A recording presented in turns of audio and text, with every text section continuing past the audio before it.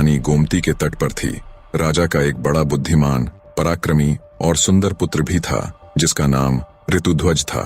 एक दिन नैमिषारण्य से गालव मुनि राजा शत्रुजीत के दरबार में पधारे।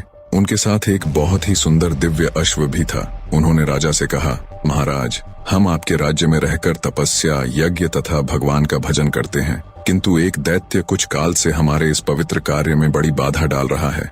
यद्यपि हम उसे अपनी क्रोध अग्नि से भस्म कर सकते हैं, तथापि ऐसा करना नहीं चाहते, क्योंकि प्रजा की रक्षा करना और दुष्टों को दंड देना यह राजा का कार्य है।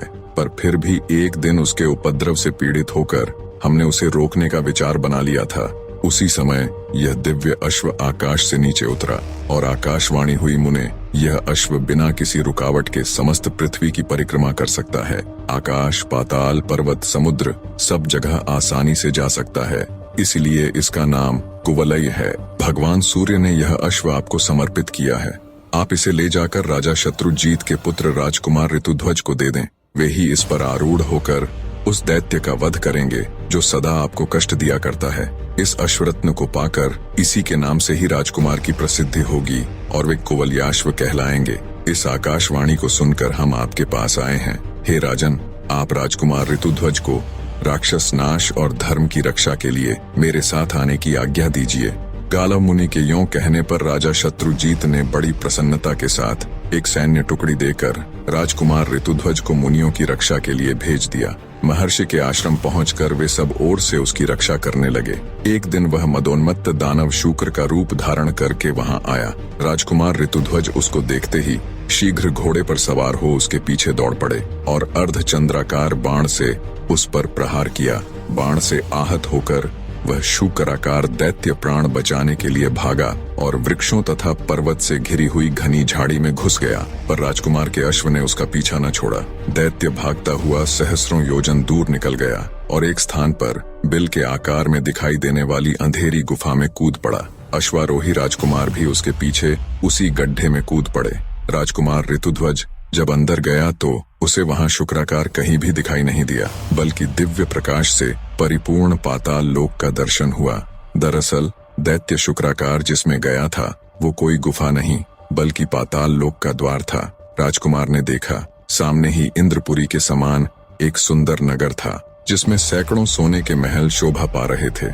ऋतुध्वज ने भी उत्सुकतावश उसमें प्रवेश किया, किंतु वहां उन्हें कोई मनुष्य नहीं दिखाई दिया। जिज्ञासावश वे नगर में घूमने लगे। घूमते घूमते अचानक उन्हें एक स्त्री नजर आई जो बड़ी जल्दबाजी में कहीं चली जा रही थी। राजकुमार ने उससे कुछ पूछना चाहा, किंतु वह आगे बढ़कर चुपचाप एक महल की सीढ़ियों पर चढ़ गई। ऋतुध्वज ने भी घोड़े को एक जगह बांध दिया और जिज्ञासावश उसी स्त्री के पीछे पीछे महल में प्रवेश किया। भीतर जाकर देखा तो सोने के बने हुए एक विशाल पलंग पर एक अति सुंदर कन्या बैठी है, जो अपने सौंदर्य से रति को भी लज्जा रही है। दोनों ने एक दूसरे को देखा और दोनों का मन परस्पर आकर्षित हो गया।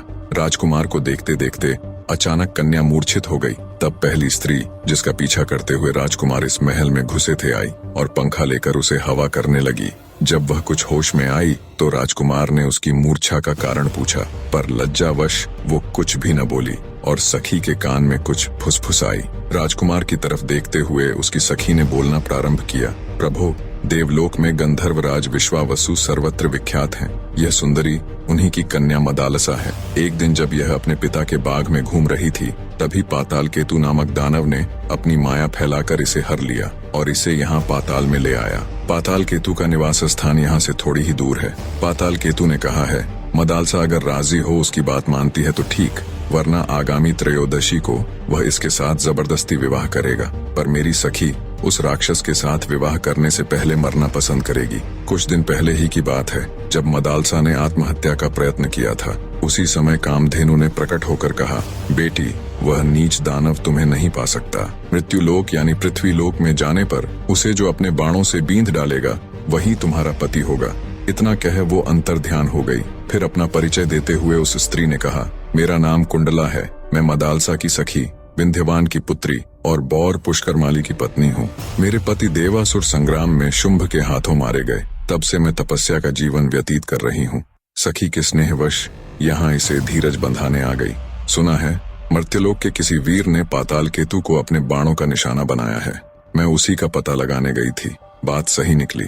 पर आपको देखकर मेरी सखी के हृदय में प्रेम का संचार हो गया है। किंतु माता सुरभि के कथन अनुसार इसका विवाह उस वीर के साथ होगा जिसने पाताल केतु को घायल किया है। यही सोचकर दुख के मारे यह मूर्छित हो गई थी। जिससे प्रेम हो उसी के साथ विवाह होने पर जीवन सुखमय बीतता है। इसका प्रेम तो आपसे हुआ और विवाह दूसरे से होगा, यही इसकी चिंता का कारण है। अब आप अपना परिचय दीजिए, कौन हैं और कहां से आए हैं। राजकुमार ने अपना यथावत परिचय दिया तथा उस दानव को बाण मारने और पाताल में पहुंचने की सारी कथा विस्तार पूर्वक कह सुनाई। सब बातें सुनकर मदालसा की प्रसन्नता का कोई ठिकाना नहीं रहा। जिस पुरुष को वो अपना दिल दे बैठी थी उसी से उसकी शादी होगी, ये बात उसके लिए आश्चर्य के साथ साथ बहुत खुशी देने वाली भी थी। उसने लज्जित होकर सखी की ओर देखा किंतु कुछ बोल न सकी। कुंडला ने उसका मनोभाव जानकर कहा, वीरवर, आपकी बात सत्य है। मेरी सखी का हृदय किसी अयोग्य पुरुष की ओर आसक्त हो जाए, ऐसा हो ही नहीं सकता। कमनीय कांति चंद्रमा में और प्रचंड प्रभा सूर्य में ही मिलती है। आपके ही लिए गोमाता सुरभि ने संकेत किया था। आपने ही दानव पाताल केतु को घायल किया है। मेरी सखी आपको पति रूप में प्राप्त करके अपने को धन्य मानेगी। कुंडला की बात सुनकर राजकुमार ने कहा, मैं पिता की आज्ञा लिए बिना विवाह कैसे कर सकता हूँ। कुंडला बोली, नहीं नहीं, ऐसा न कहिए, यह देवकन्या है। आपके पिताजी इस विवाह से प्रसन्न होंगे। अब उनसे पूछने और आज्ञा लेने का समय नहीं रह गया है। आप विधाता की प्रेरणा से ही यहाँ आ पहुँचे हैं, अतः यह संबंध स्वीकार कीजिए। राजकुमार ने तथास्तु कहकर उसकी बात मान ली। कुंडला ने अपने कुलगुरु तुम्बुरु का स्मरण किया। वे समिधा और कुशा लिए तत्काल वहां आ पहुंचे। उन्होंने अग्नि प्रज्वलित करके विधि पूर्वक ऋतुध्वज और मदालसा का विवाह संस्कार संपन्न किया। कुंडला ने अपनी सखी राजकुमार के हाथों सौंप दी और दोनों को अपने अपने कर्तव्य पालन का उपदेश दिया। फिर दोनों से विदा लेकर वह दिव्य गति से अपने अभीष्ट स्थान पर चली गई। ऋतुध्वज ने मदालसा को घोड़े पर बिठाया और स्वयं भी उस पर सवार हो पाताल लोक से जाने लगे। इतने में पाताल केतु को यह समाचार मिल गया और वह दानवों की विशाल सेना लिए राजकुमार के सामने आ डटा। राजकुमार भी बड़े पराक्रमी थे। उन्होंने हंसते हंसते बाणों का जाल सा फैला दिया और त्वाष्ट्र नामक दिव्य अस्त्र का प्रयोग करके पाताल केतु सहित समस्त दानवों को भस्म कर डाला। इसके बाद वे अपने पिता के नगर में जा पहुंचे। घोड़े से उतरकर उन्होंने माता पिता को प्रणाम किया। मदालसा ने भी सास ससुर के चरणों में मस्तक झुकाया। ऋतुध्वज के मुख से सब समाचार सुनकर माता पिता बहुत प्रसन्न हुए।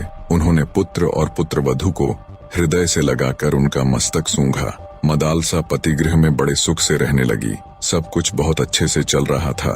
तदनंतर एक दिन राजा शत्रुजीत ने राजकुमार ऋतुध्वज से कहा, बेटा, तुम प्रतिदिन प्रातः काल इस अश्व पर सवार हो ब्राह्मणों की रक्षा के लिए पृथ्वी पर चारों दिशाओं में घूमते रहो। राजकुमार ने बहुत अच्छा कहकर पिता की आज्ञा शिरोधार्य की। वे प्रतिदिन पूर्वाह्न में ही पृथ्वी की परिक्रमा करके पिता के चरणों में नमस्कार करते थे।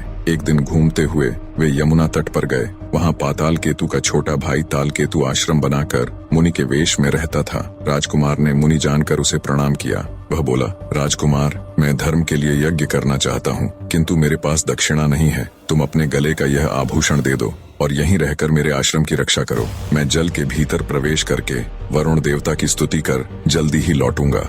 इतना कहकर तालकेतु जल में घुसा और माया से अदृश्य हो गया। राजकुमार उसके आश्रम पर ठहर गए। मुनि वेशधारी तालकेतु राजा शत्रुजीत के नगर में जा पहुंचा। वहां जाकर उसने कहा, राजन, आपके पुत्र दैत्यों के साथ युद्ध करते करते मारे गए। यह उनका आभूषण है। यूं कहकर वह जैसे आया था उसी प्रकार लौट गया। राजकुमार की मृत्यु का दुखपूर्ण समाचार सुनकर नगर में हाहाकार मच गया। राजा रानी तथा रानीवास की स्त्रियां शोक से व्याकुल होकर विलाप करने लगीं। जब रानी मदालसा ने उनके गले के आभूषण को देखा और मृत्यु का समाचार सुना, तभी रानी ने भी अपने प्राणों को तुरंत त्याग दिया। राजमहल का शोक दुगना हो गया।